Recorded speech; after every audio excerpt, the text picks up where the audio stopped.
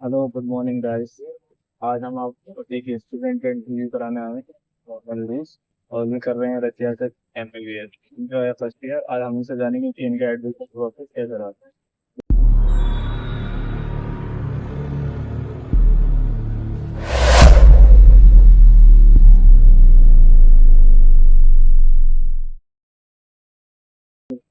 तो आपका जो एडमिशन है वो कैसे रहा, नीट के थ्रू था कि विदाउट नीट का? आप स्टूडेंट के हिसाब से सबसे पहले स्वागत है आपका वीडियो में। तो मैं बताऊंगा एडमिशन के बारे में। जैसे कि मैं आप लोग जानते होंगे सिविल में से मैं पेडर यूनिवर्सिटी में पढ़ रहा हूँ और फर्स्ट ईयर में ही कम्प्लीट हुई है अभी। तो सबसे पहले हम शुरू करते हैं कि एडमिशन प्रोसेस क्या था। तो सबसे पहले एडमिशन के लिए अगर आपकी कोई फैसिलिटी आप चूज करते हो तो उसके थ्रू हो सकता है, या फिर अगर आप किसी आपका कोई रिलेटिव या फिर आपका कोई फ्रेंड्स वहाँ पर अभी स्टडी कर रहा है तो उसके वो भी हो सकता है। तो मैंने जो लिया था वो कंसल्टेंसी के थ्रू लिया था। तो सबसे पहले कंसल्टेंसी से आप आपको बात करना पड़ती है।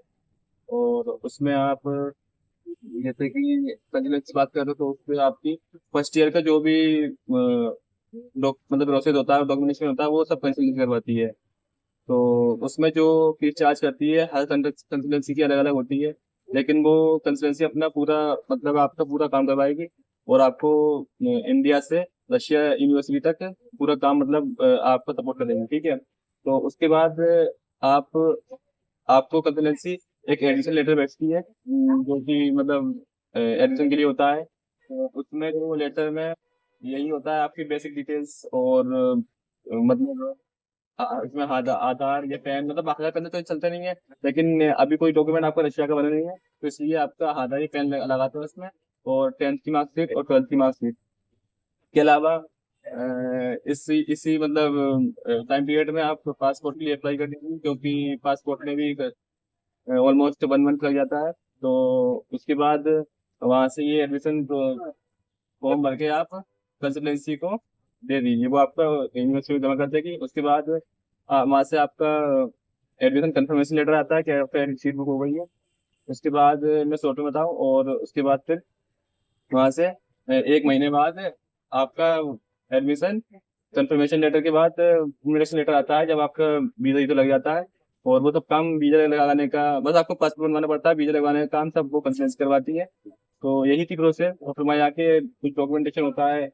और स्टूडेंट का एक सबसे बड़ा डाउट रहता है कि नीट के थ्रू क्या नीट का स्कोर कार्ड की मतलब वो रहती है कि विदाउट नीट भी हो जाता है। तो मैं बताऊं, हाँ ये बहुत बड़ा डाउट रहता है स्टूडेंट का कि नीट देना जरूरी है ये नहीं।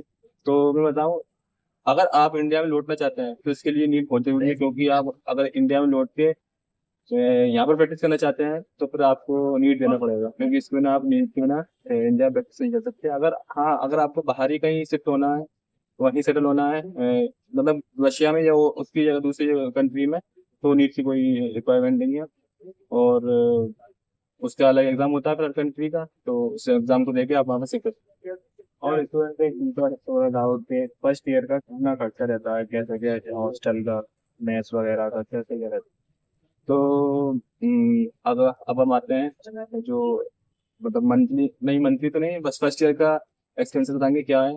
तो फर्स्ट ईयर का एक्सपेंसेस हमारा जो खर्च हुआ था वो 6 लाख खर्च हुआ था, जिसमें आपकी एडमिशन फीस, वो ट्यूशन फीस और एडमिशन फीस मतलब हॉस्टल फीस और डॉक्यूमेंटेशन जो भी होता है मेडिकल चेकअप वगैरह वो सब इंक्लूड था इसमें।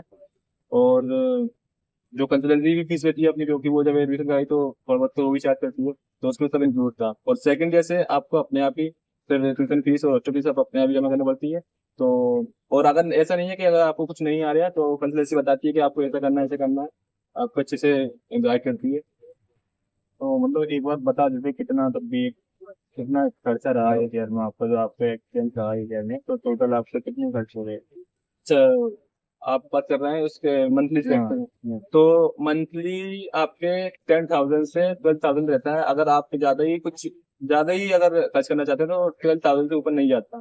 10,000 में से मेरा 10,000 रहता था, तो इसमें मेरा हो जाता था आराम से और अच्छे से मतलब हो जाता था 10,000 नहीं। और जो आपका फर्स्ट ईयर जो कॉलेज फीस थी उसी में हॉस्टल का इंक्लूड रहता है, जो हॉस्टल का जो खर्चा है तो मेस का वो अलग रहता है।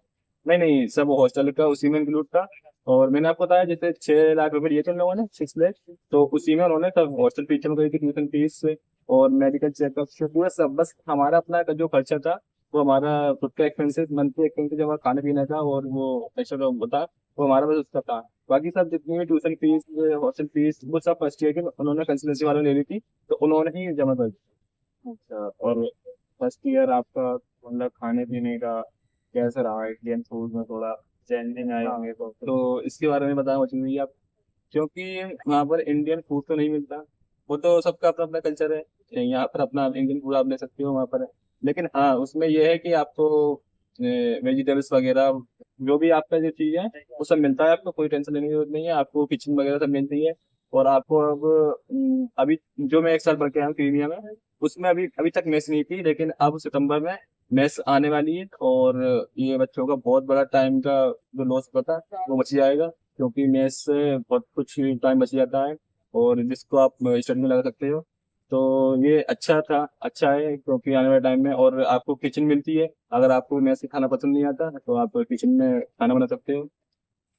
और दूसरा तीसरा मेरा जो डाउट था कि जो स्टूडेंट इस ईयर मतलब लेने वाले हैं एडमिशन, इंटरेस्टेड है, तो उनको सबसे पहले अपने कौन कौन से डॉक्यूमेंट रेडी रखना चाहिए? देखो, अगर आपको एडमिशन लेना है कीनिया में या फिर रशिया की होगी किसी यूनिवर्सिटी में बाहर या बोर्ड में, तो सबसे पहले तो आपका 10th 12th की मार्कशीट होनी चाहिए आपके पास। पैन कार्ड होना चाहिए इंडिया का। वो सिर्फ इसलिए होता है शुरू में कि आपकी पहचान हो सके, क्योंकि अभी रशिया का कोई डॉक्यूमेंट नहीं है आपका। और उसके अलावा बस ये 10th 12th की मार्कशीट, आधार, 10 ये सबके पास ही होता है। और उसके अलावा आप अगर लेना चाहते हैं तो आप पासपोर्ट के लिए अप्लाई कर दीजिए, क्योंकि उसमें भी 1 मंथ का अराउंड लग जाता है। तो ये मेन चीज डॉक्यूमेंट है और बस सारी। वो नीट स्कोर कार्ड रहता है वो रखना है कि हाँ वो? हाँ, ये मैं भूल गया, सॉरी। नीट का स्कोर कार्ड जरूरी है, क्योंकि अगर आप यहाँ पर आओगे तो प्रैक्टिस करोगे यहाँ पर, तो नीट के लिए वहाँ पर नीट का एग्जाम आएंगे। अगर आप इंडिया में पढ़ना चाहते हैं तो आएंगे, वरना उनको कोई जरूरत नहीं होती नीट के स्कोर कार्ड की। अगर आप अपने लिए खुद जो मतलब यहाँ पर आना चाहते हैं तो उसके लिए तो आपको लगेगा, इसलिए आपको नीट का रिजल्ट कार्ड भी रखना चाहिए। और दूसरी चौथा मेरा ये डाउट रहा कि आपका वहाँ पे जाकर एनवायरनमेंट चेंज हुआ, उसके रिगार्डिंग आपका कैसा एक्सपीरियंस रहा? आपको वहाँ गुड फील हुआ कि कैसा? एक बार तो एनवायरमेंट के बारे में बात करते हैं, वहाँ का क्लाइमेट कैसा था। तो जब खाना बदलता है थोड़ा या फिर थोड़ा चेंजेस आते हैं एनवायरमेंट में, तो थोड़ा तबीयत में थोड़ा बदलाव तो आता है। तो इसमें मुझे कॉमन कोल्ड वगैरह भी हुआ था। लेकिन ये अच्छी बात थी, यहाँ पर मुझे इंडिया में कॉमन कोल्ड होता रहता था, दस बजे रहता था। लेकिन वहाँ पर शुरू में 1 या 2 बार हुआ था, उसके बाद पूरी ईयर मुझे कभी नहीं हुआ। तो मतलब एनवायरमेंट बहुत अच्छा वहाँ का। आप जो क्रीमिया है वो रशिया के वो इलाकों से थोड़ा ठंडा है, वो थोड़ा मतलब गर्म है, क्योंकि इंडिया के मुकाबले में थोड़ा ठंडा है खाली। तो यहाँ के इंडिया के बच्चे वहाँ पर एडजस्ट कर लेते हैं, कोई दिक्कत नहीं होती, सर्वाइव आराम से करते हैं। और इतनी सर्दी भी नहीं लगती और ज़्यादा गर्मी भी नहीं लगती। और वहाँ के जो प्रोफेसर हैं, डॉक्टर्स हैं, वो स्टूडेंट के साथ कैसा उनका बिहेव रहता है, फ्रेंडली कैसा? एक बार बताइए। हाँ, तो वहाँ के जो प्रोफेसर हैं वो वाकई में बहुत अच्छे हैं, क्योंकि आप यहाँ कोई डाउट पूछ सकते हो, वहाँ पर कुछ भी कोई दिक्कत नहीं है। और फ्रेंडली होकर पढ़ाते हैं। बस ये है कि जैसे कि आप जानते हैं एमबीबीएस है, कोई छोटा कोर्स नहीं है। तो हाँ, थोड़ा स्ट्रिक्ट भी रहते हैं, क्योंकि अगर स्ट्रिक्ट नहीं रहेंगे तो बच्चा नहीं पढ़ेगा। और घर से बाहर गया तो माँ बाप भी नहीं है वहाँ पर उसके, तो उसमें माँ बाप भी नहीं है, तो माँ बाप इसको कह सकें कि पढ़ ले। तो बच्चे, टीचर थोड़े स्ट्रिक्ट रहते हैं, क्योंकि बच्चे पढ़ सकते हैं। और फिर आपको यहाँ पर आके एफएमवी भी देना है, जो भी आने वाले टाइम में नेक्स्ट हो जाएगा। नेक्स्ट पे वीडियो बनाऊंगा एफएमवी नेक्स्ट पे आगे। तो स्ट्रिक्ट रहते हैं थोड़े, लेकिन अगर कोई डाउट पूछोगे तुम और फिक्स तुम्हें पूछना है तो वो तुम्हें अच्छे से बताएंगे। और मेरा आपसे ये आखिरी सवाल है, जो सबसे बड़ा है स्टूडेंट का सबसे बड़ा मुद्दा रहता है, वो रहता है लैंग्वेज का, कि एकदम लैंग्वेज चेंज रहती है। तो आपको फर्स्ट ईयर में कैसा रहा लैंग्वेज में? आपका क्या प्रॉब्लम क्रिएट करी आपने, क्या फेस करना पड़ा आपको? तो एक बता दीजिए स्टूडेंटों की, मतलब क्या रेडी रहते हैं स्टूडेंट लैंग्वेज के लिए? सबसे बड़ा ये रहता है। तो लैंग्वेज का जब तक सवाल है, इसमें कोई दिक्कत नहीं है आपको। अगर आपको इंग्लिश आती है अच्छे से तो कोई दिक्कत नहीं है। और आपको अगर थोड़ी मतलब थोड़ी लो लेवल पर इंग्लिश से कोई दिक्कत नहीं है। बस इतना कि आप इंटरेक्ट कर सकते हो इंग्लिश में, ये नहीं, बस इतना सीखना है आपको इंग्लिश में। क्योंकि इतना तो हो जाता है वहाँ पर, कोई हाई फाई इंग्लिश नहीं है वहाँ पर।